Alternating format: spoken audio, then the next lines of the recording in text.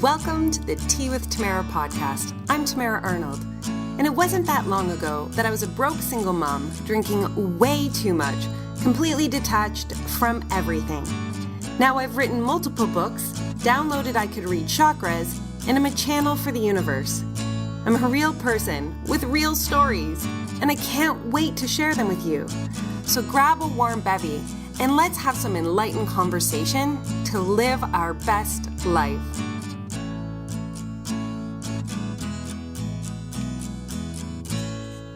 Hey, magical beings of love light. I am so excited to share with you someone that is changing my life from the outside in. Today I've got Rene Serbon on the podcast, and she is a skin expert. And I have to tell you, her knowledge of our epidermis and our skin is so amazing. And we totally geek out on today's episode.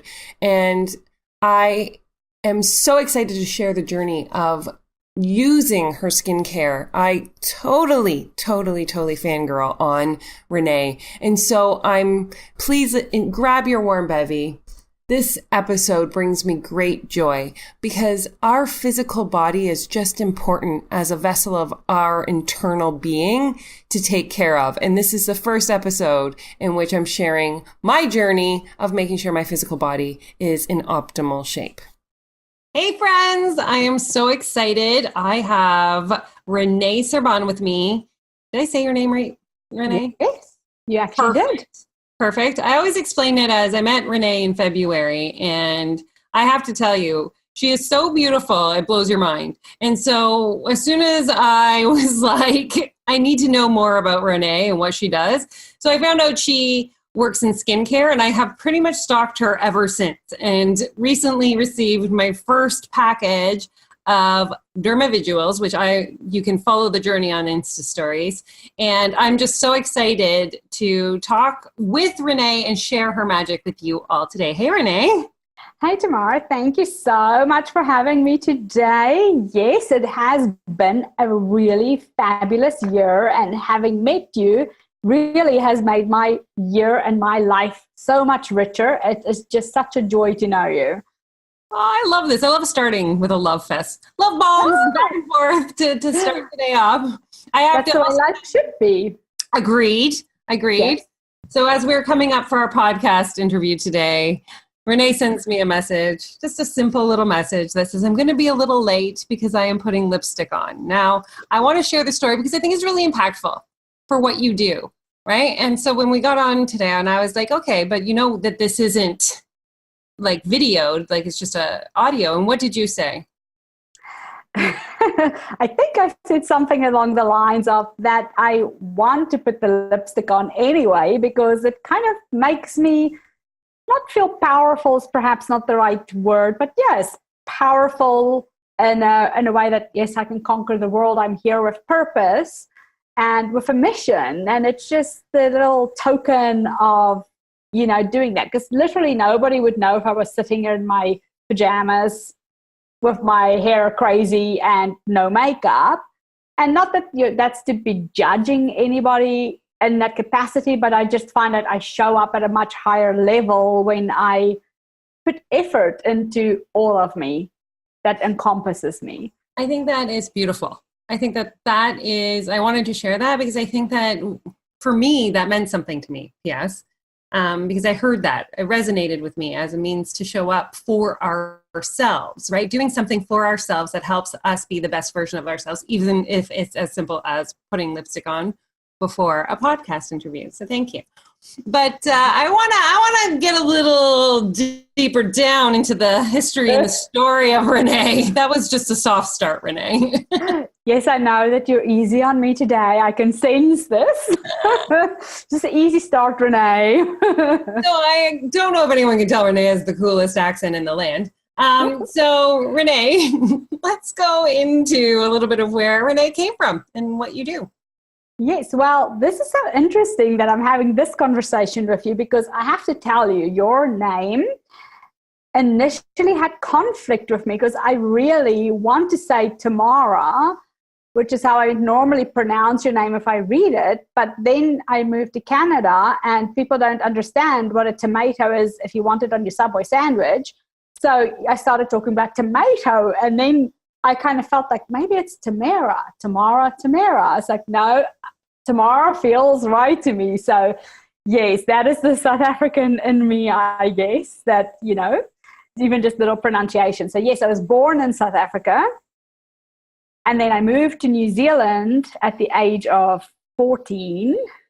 And the Kiwis corrupted my accent a little bit. So I often confuse people. And now I'm in Canada. I really need to stop moving countries. Do you really? Like, truly? Or is it more fun to have a little bit of that free spirit, wild, move around kind of? Because how old were you when you moved to Canada?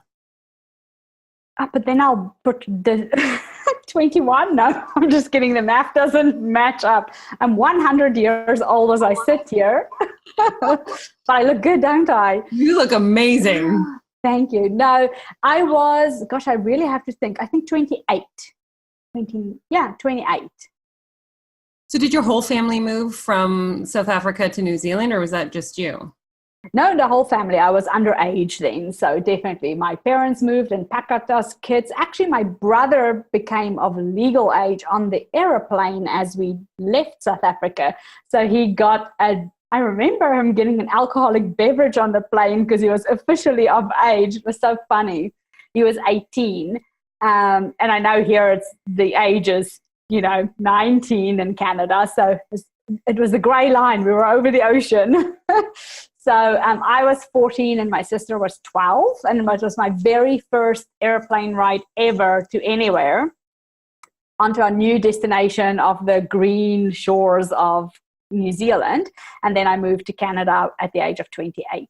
So what made you move from South Africa to New Zealand? Like, what was that about? Let me tell you, here's the secret to the universe. Anybody that leaves South Africa leaves it for one of three reasons, or all of three reasons: politics, economics, violence. Sad but true. And it's still beautiful. Like, I'm still very rooted in South Africa. I have a lot of family members still there.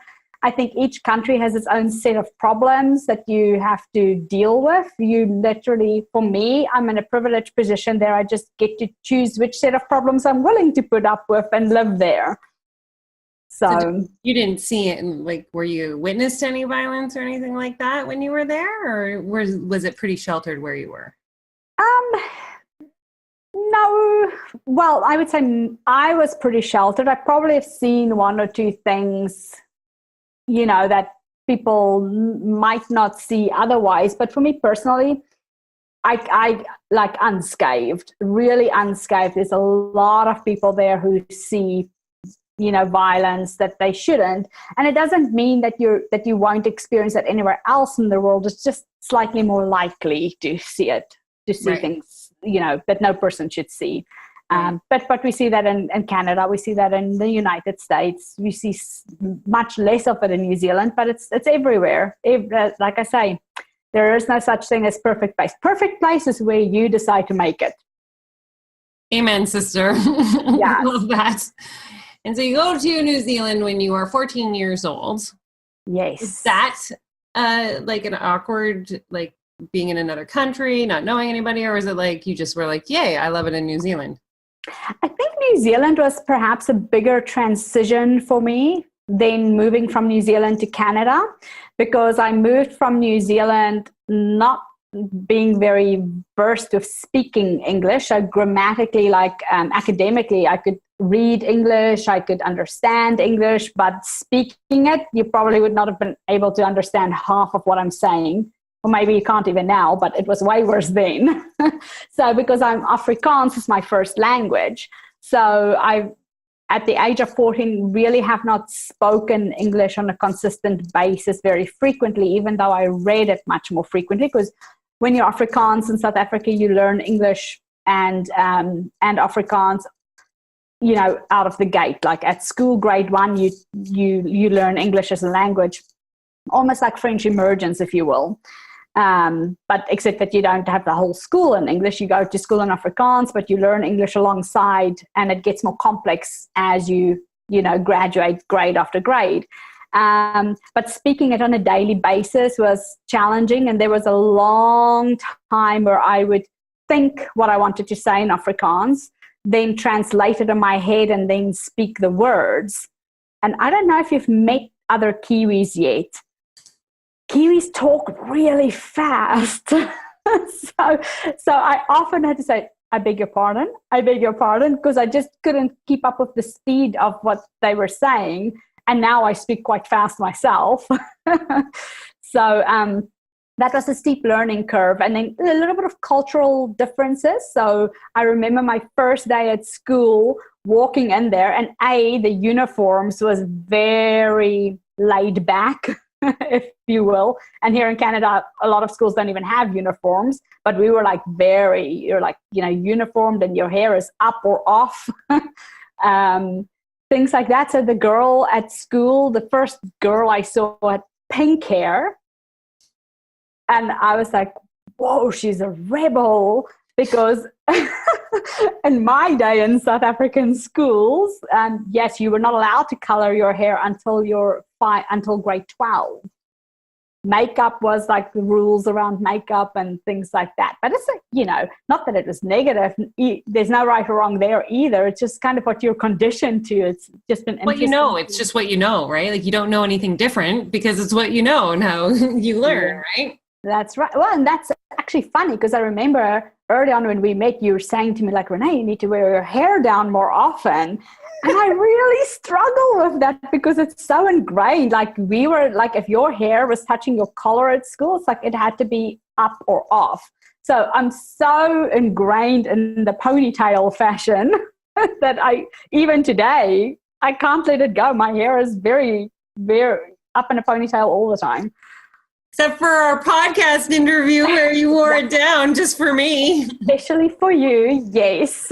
Guys, if you could just see, like I have not the thickest hair, so we always want what we don't have. And Rene has this lush, beautiful, dark hair that I'm just like, oh my goodness, if that was on my head, I would be like the Pantene commercial everywhere I went.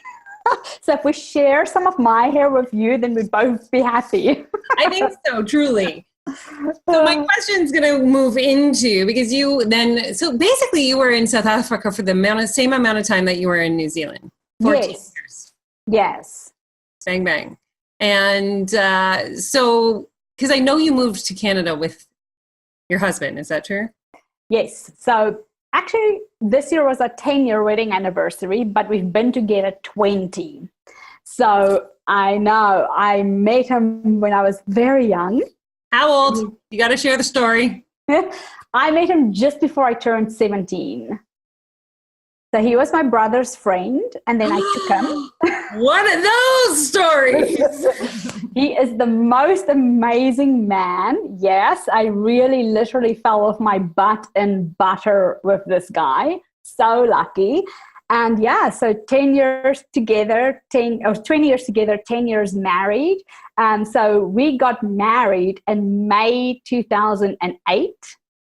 And then we moved to Canada in September 2008.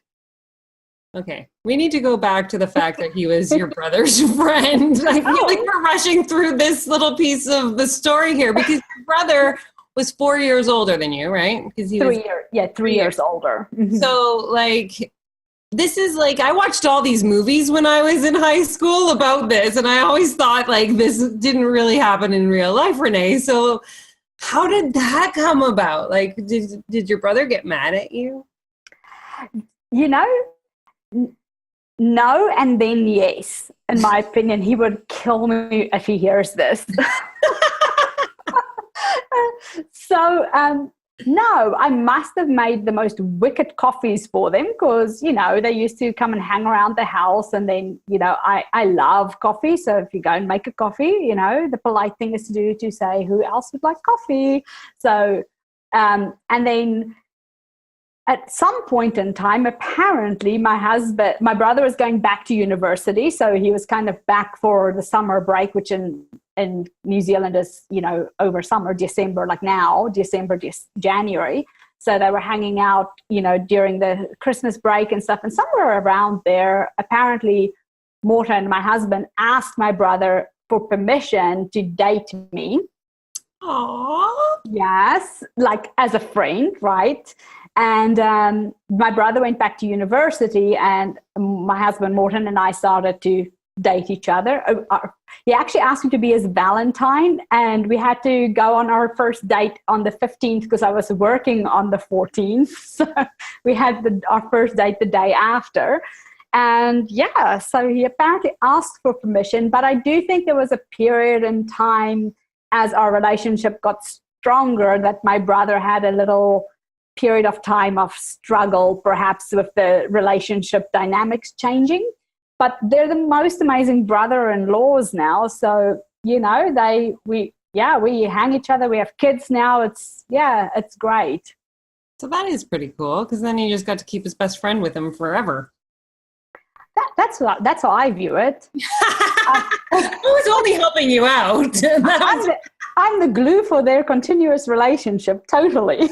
I love that. So I have to ask, because I don't know the answer to this question, and I've known you for a year. Like, what point in your life did, beauty and all of, because I know a little bit of Rene, and I know that she stepped into, I just want to say waxing things because of the stories you've told me, but like, self-care. We'll just call it self-care on that magnitude. When did you start to kind of find your interest in that? It's so funny because I didn't realize the magnitude of my decision, but initially, admittedly, it was probably more of an economic decision. But in terms of self-care, my mother, an amazing woman, has always taught us to take care of yourself, and, you do your hair. And from early on, my mother gave us the option to have our legs waxed and, hair. Yes. Like, how old were you given that? When I had my first wax, I must have been 12 or 13, 11 or 12. Yeah. It's like, that's not outside the norm in South Africa. Like, most women start self-care at that level pretty early on. And I would say in New Zealand, that was quite a surprise to me that it was, it's kind of like when you're out on your own, outside of the house, that oftentimes you are only exposed to your first leg wax or bikini wax or underarm wax, whatever the case might be, or even lash tinting or brow shaping. In New Zealand, my sense is definitely that it started much later, where in South Africa, that's just part of your upbringing as a girl earlier on, I think. So, yes, I was privileged with that, but I never associated with it, wow, this is what I want to do for my life. It was just part of the course, like having your hair cut from time to time. So, but then I went to university. Well, actually, my last 3 years of school, I was homeschooled. I actually begged my mother to be homeschooled in the end. And so I finished at a time where I had to wait for my paperwork for my grade 12, that you actually finished all your credits for grade 12 to enter into university. And oh man, I was going to do business studies like full on. And then 2 years into university, or almost 2 years into university, I decided not to continue that, because in that downtime, I thought to myself, well, you got to have a student job, and, you've probably come to know that I like to do things on my terms. So I actually, I went to do a nail technology course, because then I can run my own business from home in the hours that I choose. So I went to learn how to do like acrylic nails and gel nails and stuff like that, and started working from home. So I was seeing a lot of people, out of the house that I was working in, and finally went into a clinic to do nails in a clinic. And then was more exposed to the facial arena and the massage therapy and all that. And I'm like, oh, I think I really like this. So I remember going home for a mini vacation, and my parents lived like 2 hours away, so it wasn't a big deal. But I went home one weekend and said to my mom, I want to go and do beauty therapy, as it's called in New Zealand. And I thought that she would hit the roof, because my family are all like medical teachers, university graduates. So I thought that she would be really upset that I want to do beauty therapy. And she just looked at me, she says, okay, so what research did you do? Where do you go to do it? And how long does it take? And how much does it cost? Like, did you do your research? So I'm like, yes, this is the details. And she goes, okay, but you got to finish this year of university first, and then you can go and do it. So I did. And then after I qualified as a beauty therapist, I went back to university to finish my studies, those last few credits that you need to have some piece of paper for the effort that you put in, you know. But it was actually really good, because when I went back, I did everything. And so my major was more in marketing. And then when I went back, I did more human resource kind of stuff. So it really helped me excel into like management roles in clinics I worked in very early on. So yeah. So much information. I love when you guys tell me long stories, because I'm like, I just want to go back to homeschooling for a second. And then I want to move forward from that, because I think that that's a really powerful thing, because it's so popular now, homeschooling, right? Mm-hmm. But it wasn't something that most people did, like however many years ago. Since you're 100, I'm not going to do the math, but you know, what made you so strongly want to because that was for high school that you chose? Yes. So I was my own head girl and everything in between. My sister and I did homeschooling, and I tease her all the time to say, well, I was head girl for 3 years when we did homeschooling. But I just felt my academics was falling behind, and the new academic reality moving from South Africa to New Zealand. You guys don't know about, well, you do know about rugby. Canada has a rugby team as well. Did you know that? Do you know what rugby is? Rugby is like football, soccer thing, maybe, but it's aggressive. It hurts people. It's like football, but without the gear. You literally just body slam each other. Yeah, it's really aggressive. Yeah, so the year that we moved from South Africa to New Zealand, South Africa won the Rugby World Cup, and they beat New Zealand in the final. So the story out there was that South Africa gave New Zealand team food poisoning, the All Blacks food poisoning. And by the time I arrived in school, you would have sworn that I personally poisoned the All Blacks. It was a really hard point in time to transition into the school in New Zealand. And I just had some challenge with, you know, mean girls and things. With mean girls. I was just saying, can you take your bracelets off? I was trying not to say it out loud. Do you have bracelets? Oh, yes. Sorry. Am I clicking? You're clicking. And I just am like, my husband's going to be so upset with cleaning this podcast later because he won't be able to figure out what the ching, ching, ching noise is. So I was trying to like code you take them off without you. I'm so animated when I talk. People can't see it, but I'm really animated. Anyway, so yeah, in a nutshell, the not so nice girls were driving me insane. And I felt like the math that I was doing was what I did the previous year. And I really, you know, like when I set a goal, it's like, yeah, I'm going to do it. I'm going to crush it. And I was not willing to compromise my academics. And so I asked my mom if I could do homeschooling for the remainder of my high school career. Like, I just think that this is a power statement about you, like a really incredible statement that you would, you know, take through.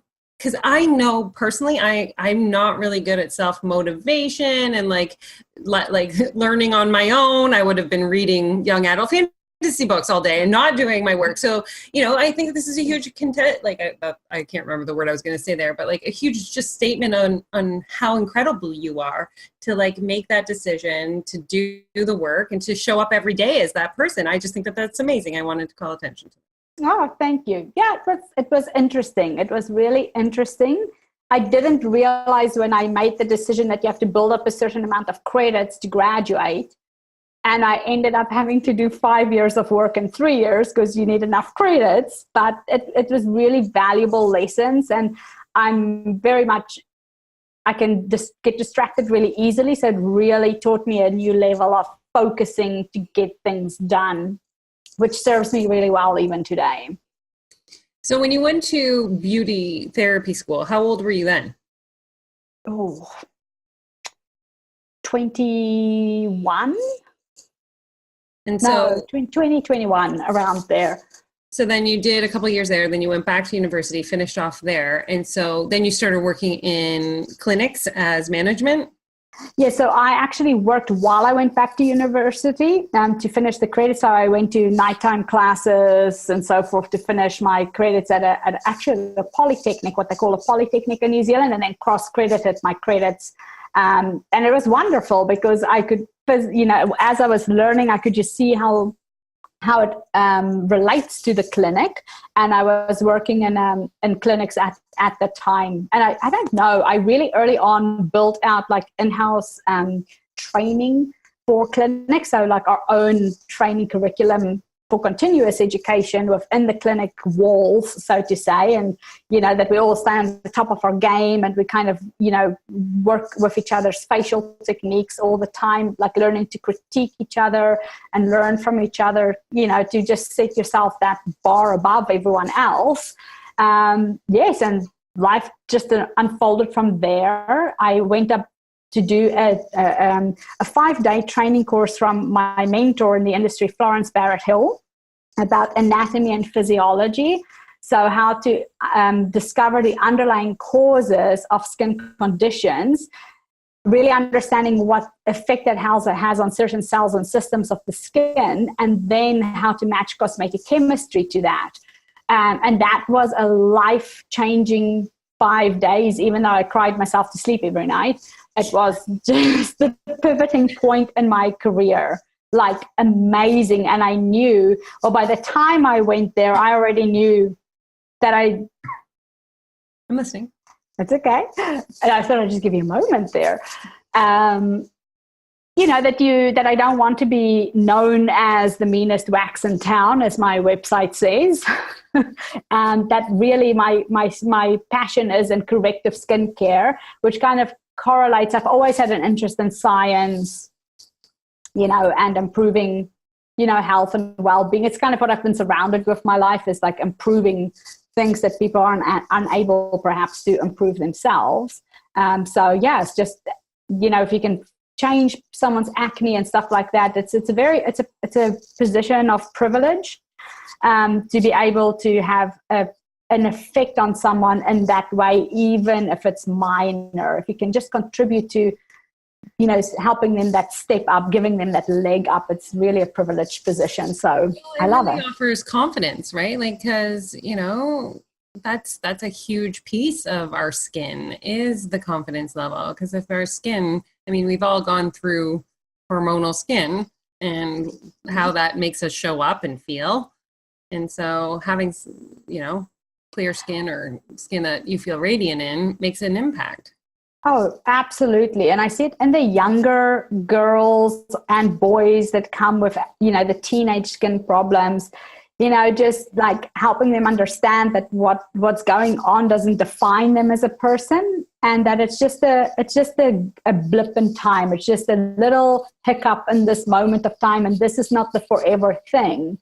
So going through that, and then when people hit about 35-ish, they start to notice their skin changing in ways that they perhaps don't appreciate, and just saying like, again, this is not the constant. You shouldn't let it define you.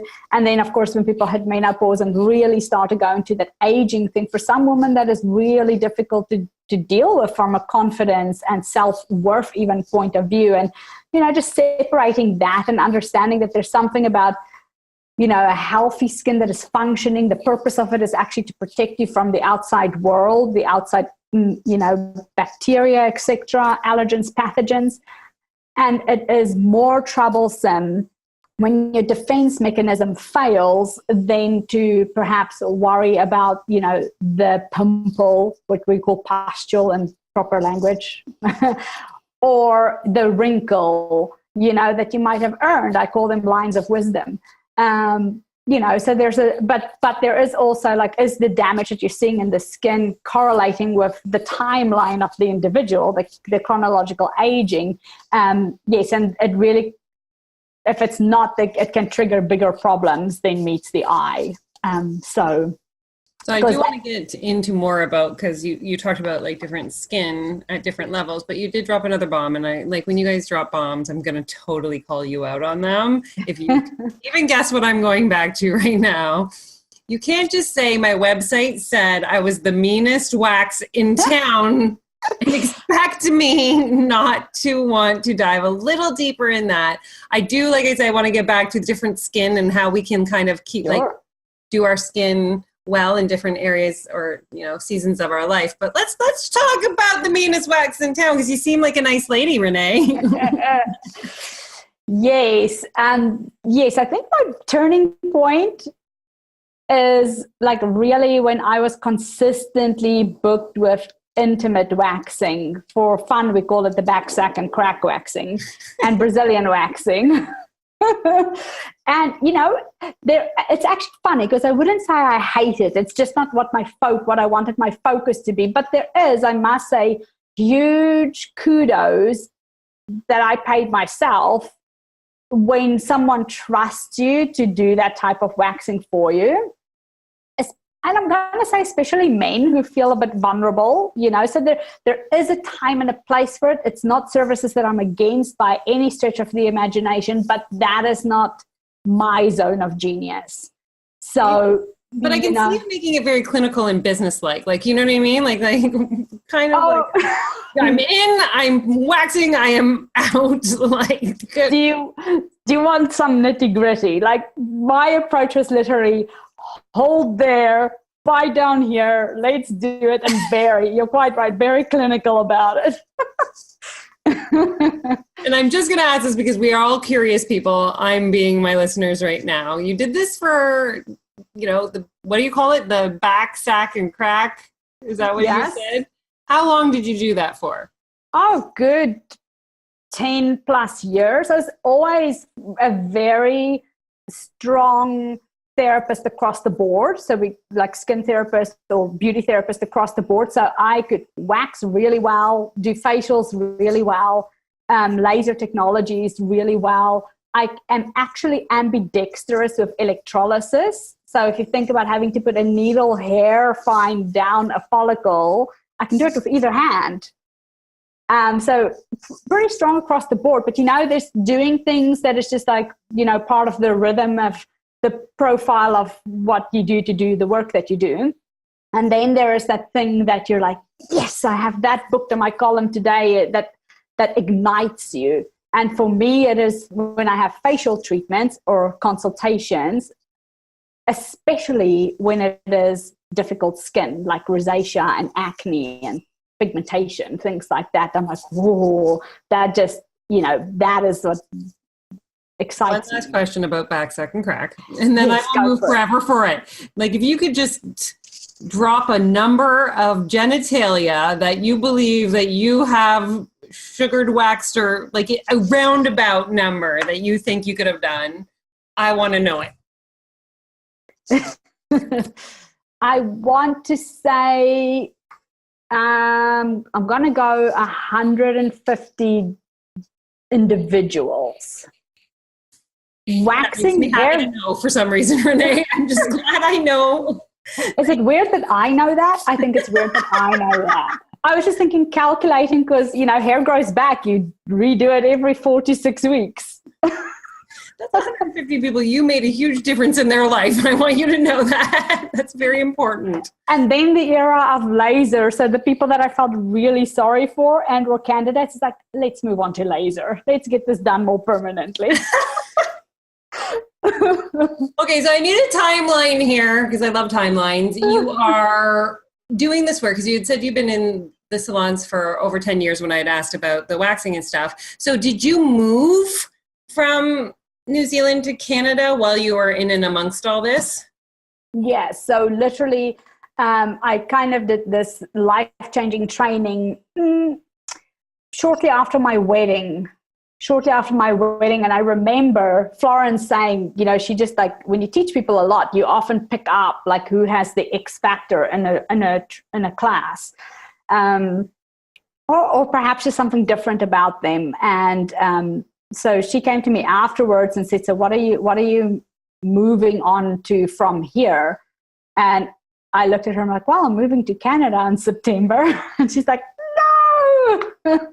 So but really I put a lot of elbow grease, sweat, blood and tears into really understanding the methodology. And then I actually ended up being a recognized prestige educator. So now I teach a curriculum globally, which is kind of fun. And, people go and cry at night like I did when she made me cry. And then that's okay. We wrap them up back and then say, okay, now that you know better, and this is my mantra in life, I suppose, it's like when you know better, you do better. So when you understand better these nuances about skin from we have definitely a different viewpoint of it, but then you choose to go and do better by your clients as well. So, you don't know until you know. So it's like the science of skin that you studied. Absolutely. Anatomy, physiology, the cosmetic chemistry, clicking it all together, linking it all together. It really makes a difference. So when you say pigment to me, and everybody knows what pigment is, my brain thinks melanocyte, keratinocyte. How do they work together? What's not going? Why is the pigment not being passed to the keratinocyte in the right way? Because obviously something's gone wrong to see pigment visually on the skin. So that's kind of where my brain goes. And then second layer to that is, what do I have in my products, ingredient-wise, that can have effect on that cell that is overstimulated or understimulated to bring about the problem, aside from just having a healthy, balanced skin. So I believe what she's talking about when she says pigment is that when I contacted Rene, I was like, there's this brown dot on my cheek, Rene. Sunspot. Sunspot. How do I get rid of it? And I believe that's what you're talking about when you're saying pigment, right? Yeah. So just so us non-skin people know, anytime there's a miscoloration on the skin.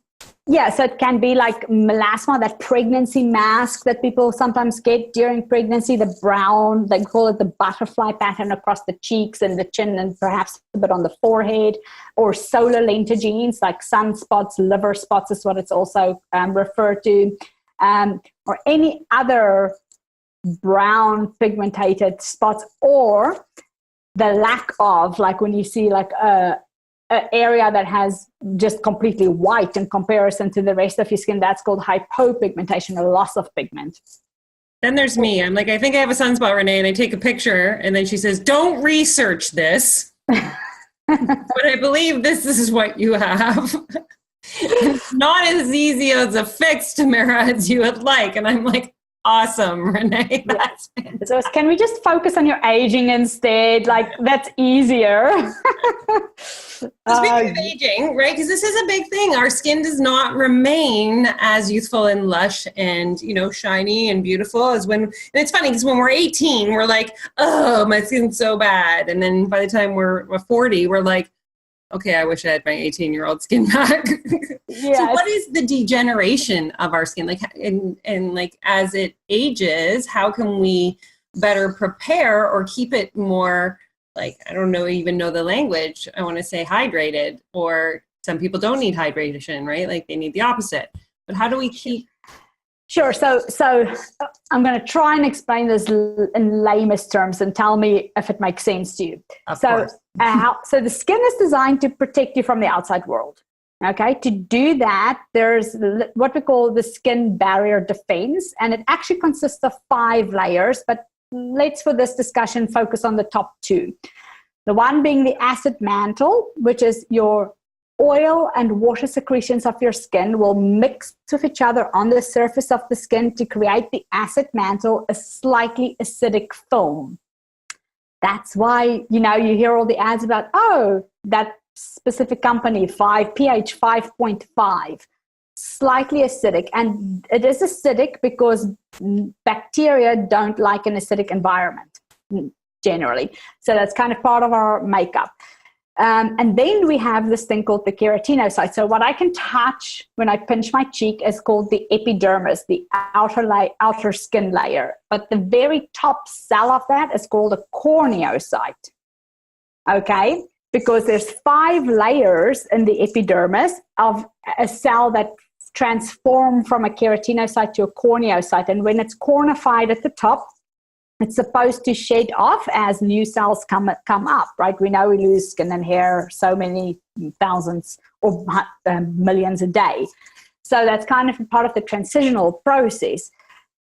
So as long as that is normal and regulated, great, you don't have problems. When that is broken or disrupted in any capacity is when you have now gaps, let's call it gaps in the skin for simple explanation, that allergens and pathogens can enter the skin and water rapidly exit the skin. So the goal is to keep the nasty stuff out and water, amongst other things, in the skin, like your good water, nutrients and so forth in the skin. And if you can create that harmony, homeostasis, then you have a healthy skin. But as we age, our natural defense systems break down. Even our ability to make oil in our own skin diminishes as we age. And that becomes particularly profound. The oil story becomes particularly profound when you hit menopause, because, you know, that drop in estrogen just correlates to a drop in your natural oils in your skin as well. And so we often see that's when skin really starts to degrade. And there's multiple other things. Skin is multifaceted, I say. So if you had a really, really good skin all your life, often menopause is the time when things start to change and shift. And pigmentation, for example, the melanocyte, if we think about that as a cell, your epidermis, your corneocyte, has a stem cell resource. So you always have something resembling skin. The quality might be questionable, but it will. It's a blueprint. You will always have something resembling skin. You'll actually die without it. So you know, it keeps us goo together. Yeah, that's right. The melanocyte, on the other hand, has no stem cell resource. So if it gets damaged in any way, especially early in life, then you're going to live with the damage of that cell for a time, and there's no stem cell resource. It can't renew.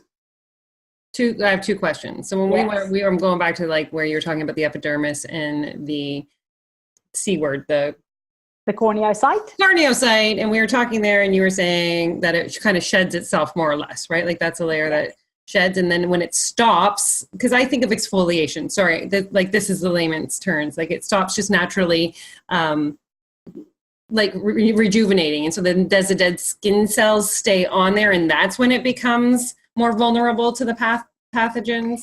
No, it's when the turnover of cells is not happening in the right way, or the quality of the cell as it compacts, because the cell compacts, right? And then it's like literally a little line that is cornified. That's why it's called the corneocyte at that point. If the flattening of the cell, so if you think of it like bricks in a wall, right? But the little brick kind of gets squished into a line, so the brick gets smaller the further up it goes, because as it goes up, it delivers things to the layers of the skin, and then like it has no, except for the physical protection and sun protection at the surface, it should, in a healthy skin, there's a protein that keeps it intact. So this little protein called the desmosome, the corneal desmosome, should dissolve and allow the skin to flake off. If it doesn't, you get things like eczema and psoriasis, the dry, itchy, flaky things we get as we age. And that can also trigger inflammation in the skin.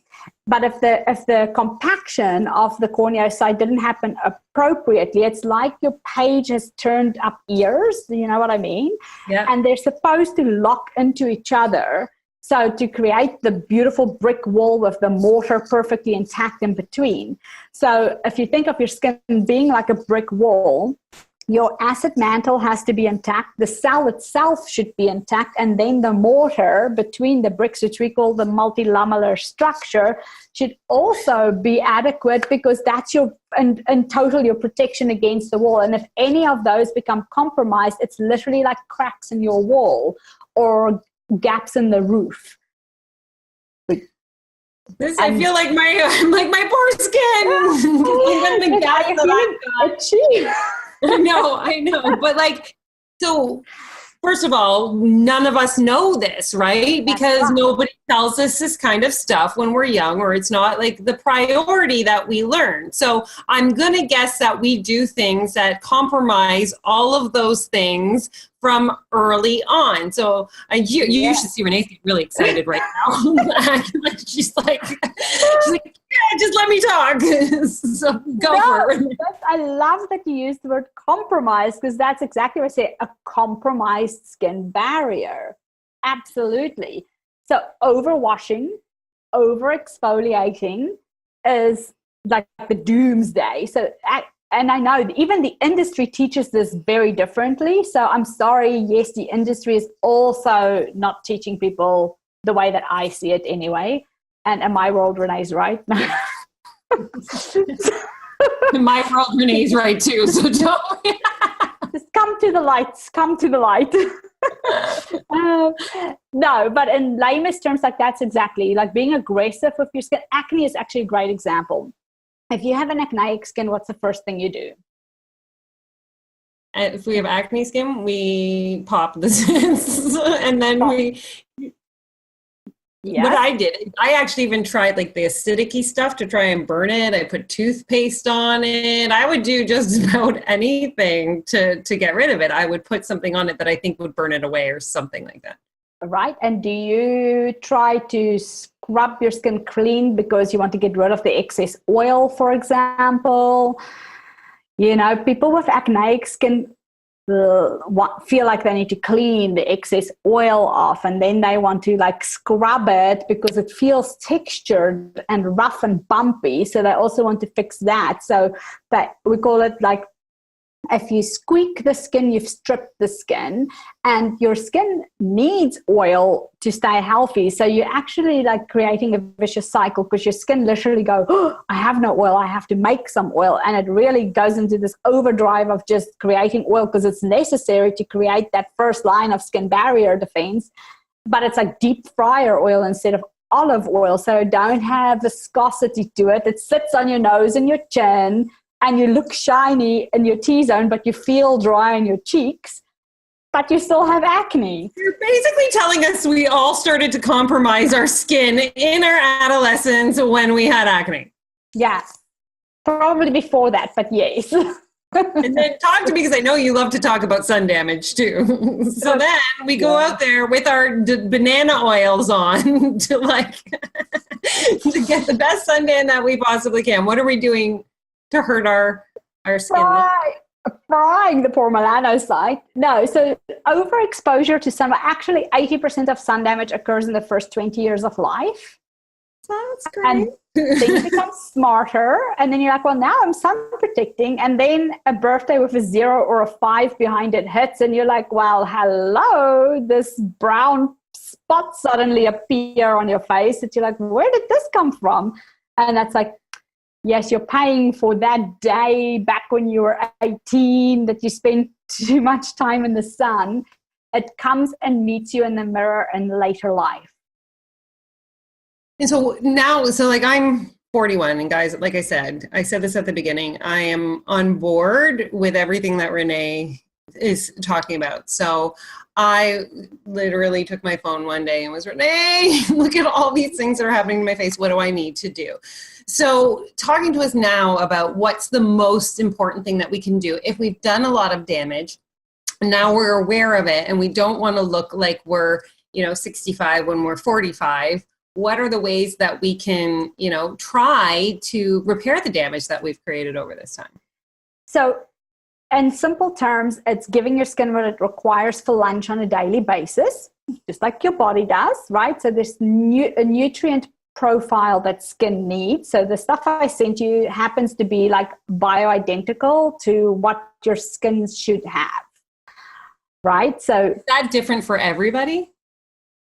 There is a basis of it. So just like your exercise regime, you gotta, you need to get your body moving. Let's say that. But then some people are going to do more weight training, like, muscle building, while others are going to do more cardio. So then it becomes, the nuances change depending on the outcome that we want. But there is a basic nutritional profile necessary for healthy cell function.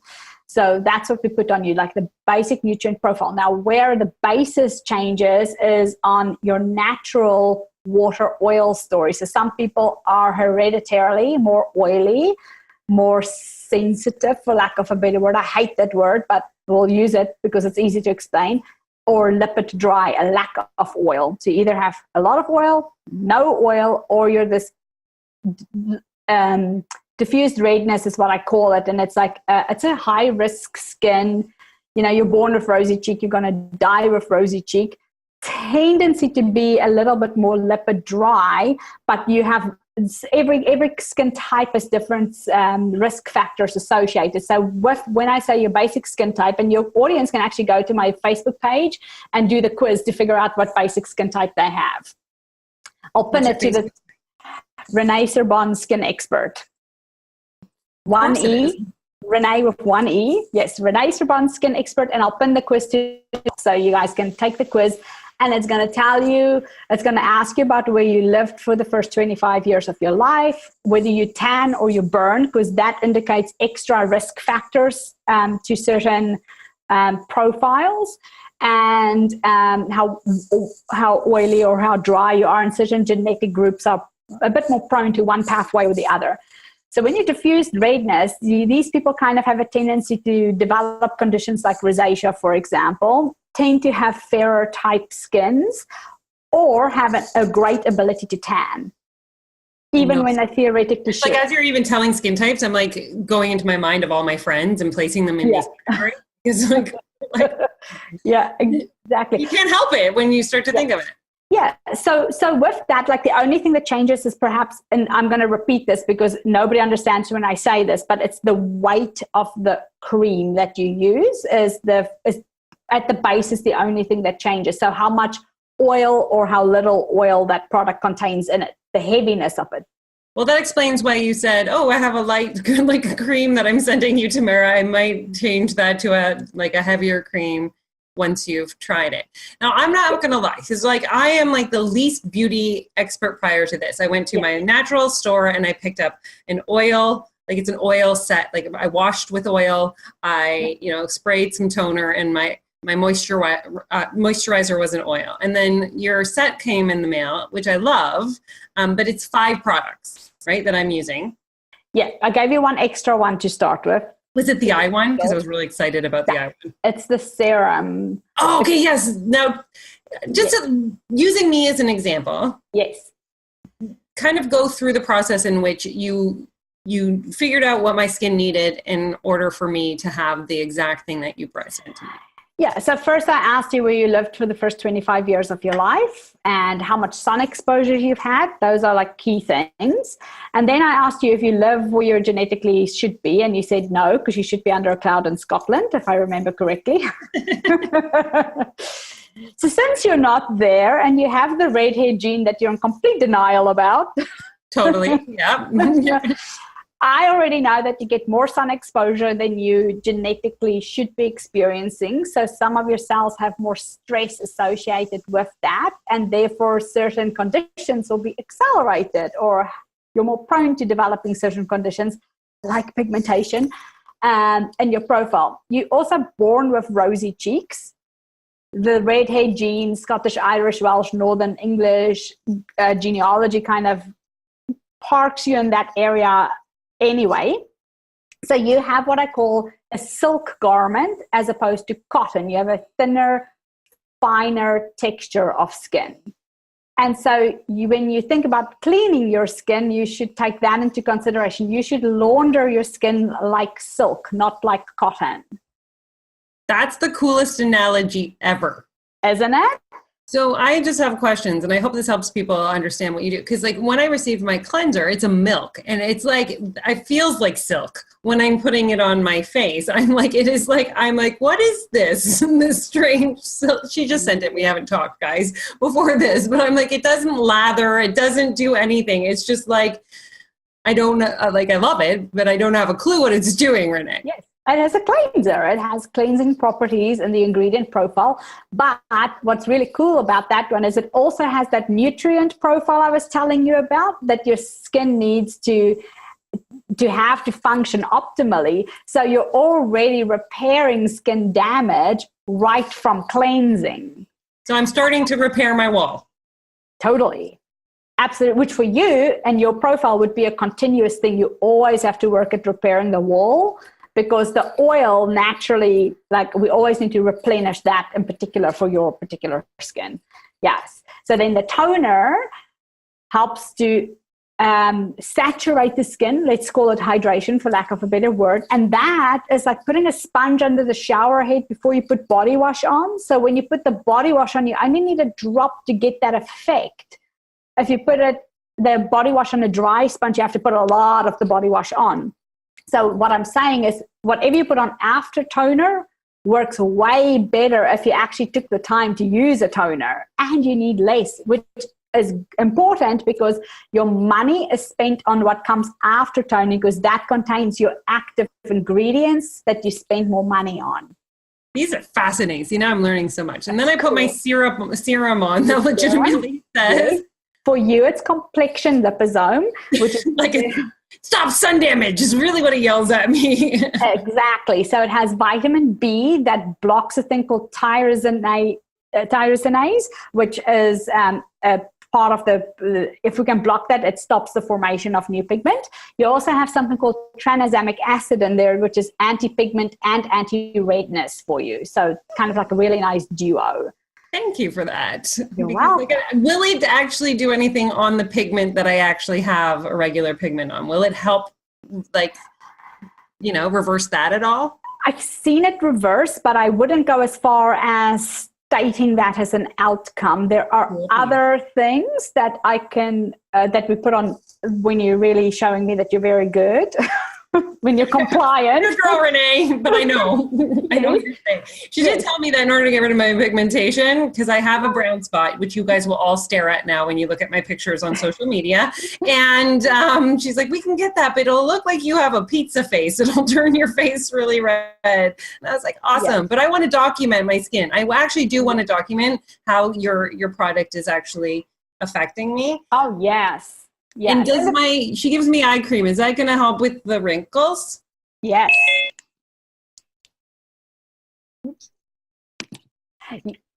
Yes, it will help with your wrinkles because it has a cucumber extract and a product called Cagelia extract, in which in Africa, the women take off their Cagelia africana tree, they pulp it and they put them on their bosoms for 40% increased firmness. I know. Isn't science awesome? Total cosmetic chemistry. Awesome. No, everybody's going to get the cream and be secretly rubbing it on their breasts now. I have it in a pure concentrate as well. And then I have this beautiful, this is the difference you're saying, depending on if somebody has oily skin or dry skin, whether they have a light or a heavier like moisturizer that they put on. Yeah. So you have like the one that's in between, and like you live in an area like in Canada, you have extreme. So you might need a lighter base cream in the summer and a heavier one in the winter. So you might need more oils, richer product in winter than you do in summer. So I switch mine between winter and summer because that's the beauty of going customized skincare, is that it should change based on what's happening in real life. If you're taking a vacation to Mexico, it's probably a good idea to think about the skincare that you're taking, because it's very different than what you need in Niagara Falls or in St. Catharines. Well, you remembered my city. That's nice. Yeah. St. Catharines, because it's not the most common. So again, like I said, I want to be the guinea pig for all my listeners to watch what's going on, because it really is. Like, I watched one of your YouTube videos where, you had the base cream and then you started to add in all the nutrients, like you were dropping them in and mixing it dependent on each person's specific, facial chemistry. And I thought that was really profound to me, to think that, the care and the thought went into each person's individual needs at that level, so that it's not just a off the shelf, everybody gets the same product. Yes, and it shouldn't be, because nobody has the same issues. So for you, the first thing I do is rebuild my client's barrier, because if your barrier is not functioning, it can't take on board whatever I ask. So we're just rebuilding your barrier at the moment. I gave you some corrective stuff to help with your spot that you told me about. That's kind of cool to keep you happy for now. But next round, we can now customize, and then we put things in anti-aging and anti-pigment for you. The anti-aging is beneficial because it will also help with your pigment by default as well. So then we're building skin strength and bringing different different end results to the equation that we're trying to accomplish. Anti-pigment, anti-aging, anti-redness. We move from one to the other. Once we conquer one, you move on to the next. And you should change like that all the time because skin changes. It's true of digestion too. Like when you like, you know what I mean? Like I just seeing that mirrored very similarly in the sense that, you know, like I'm just using that I have parasites and then I'm going to have to fix my, you know, because yeast, you know, eats the parasites. So you go into a higher yeast and then I'm going to have to deal with the yeast and then, you know what I mean? And it's all just getting itself to a beautiful landscape. And that's basically what we're doing with the layers of our skin too. Exactly. I deal with bugs. Like the gut microbiome has a direct correlation to the skin microbiome at the end of the day. This has been amazing. I have to tell you that. Like, I've loved this. I could sit here and talk to you and the science of the skin forever. It does help that, you know, from the history of the human anatomy and physiology and nutrition is part of my life story as well. So like, I want to geek out with you deep on this like I do, but I think that this was a great way to introduce everything that you do. People can go to your Facebook page and get the quiz, right? And guys, you can follow along. I'm going to be tagging Rene and everything that's going on in my skin in the story of what I'm doing there. So follow that along. But where else can they be like, Rene, I need you. I need you to help me. My skin needs some love. Where do they go to find you?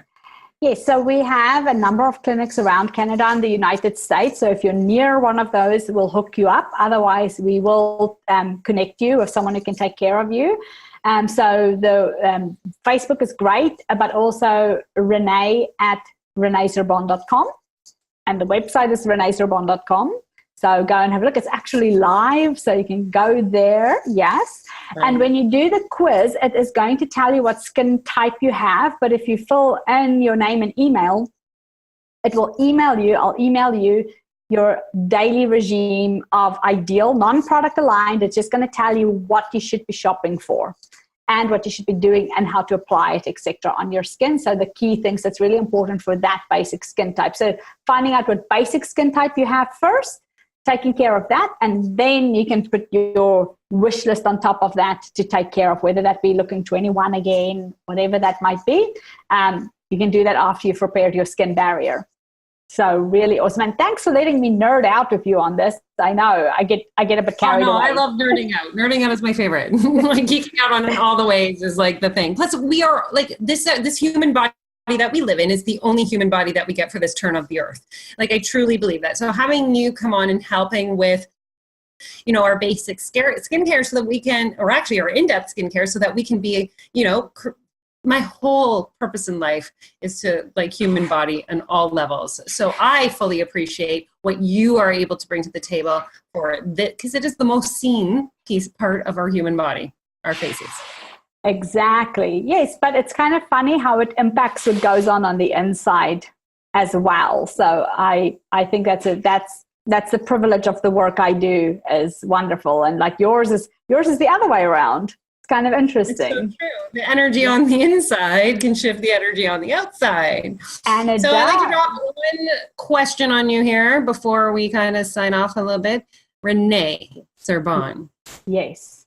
Adding to, I was talking to Kelsey Abbott in the last podcast, and she said, or on her podcast, and it was like, I'm going to put a book list together. But I am asking every single person who comes on, and I know you said you're more of an audiobook, but I don't even care, but a book that made an impact in your life. It can be any book at all that you read or listened to that went, oh my goodness, I'm changed from this book. What book would it be? It's a nerd answer completely. And it has to be the Advanced Skin Analysis book by Florence Barrett Hill, which has taught me how to view skin in a completely different way. Literally life-changing. It was mind-blowing because it's quite the opposite from what I always thought I'd do. So that, and I still read it. I have a signed copy now, and it's actually one of the few physical books I read since I'm more audio, but I love it. It's the best book that it was life-changing. What more can I say? I love that you shared that. And I know that there is going to be a listener who is listening to that and wants to know that much about face and skin and the chemistry of how it works and correlates with each other. And so that will go on the 2018, podcast, the guest book list I'm going to put together. It came up. I know, wonderful. Right? Yes. It's a heavy read, but awesome. Very, very cool. Rene, I love you. Thank you so much for coming and sharing your stardust with us today. Thanks for having me, and thank you for always shining so bright to allow us to see our pathway as well. You've really lit up my own pathway for me. Again, I appreciate you deeply. I just love you. Thank you so much. All right. Have a great time. Thank you.